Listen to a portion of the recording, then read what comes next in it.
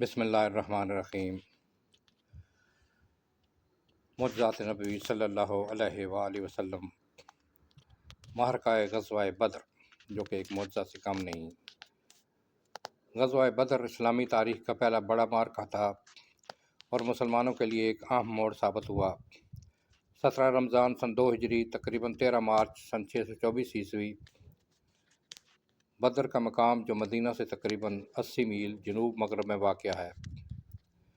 مدینہ میں موجود مسلمانوں کی قیادت حضرت محمد مصطفیٰ صلی اللہ علیہ وآلہ وسلم فرما رہے تھے، اور ان کا منصوبہ قریش کے ایک تجارتی قافلے کو روکنے کا تھا جو ابو سفیان کی قیادت میں شام سے مکہ واپس جا رہا تھا۔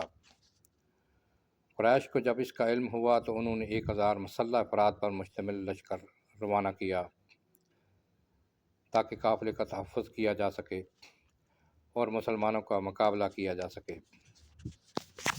مسلمانوں کی فوج تقریباً 313 افراد پر مشتمل،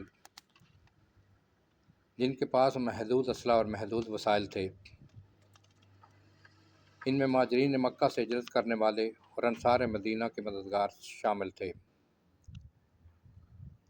اس کے اہم نتائج: مسلمانوں نے تعداد میں کم ہونے کے باوجود فتح حاصل کی۔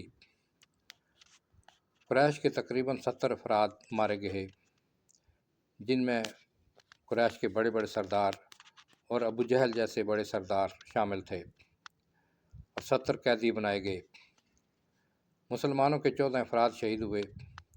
اس فتح سے مسلمانوں کا حوصلہ بلند ہوا اور ان کی پوزیشن مضبوط ہوئی۔ اس کی اہمیت: مسلمانوں کو ایک طاقتور قوت کے طور پر تسلیم کیا جانے لگا۔ نبی کریم صلی اللہ علیہ وآلہ وسلم کی قیادت کو مدینہ میں مزید تقویت ملی۔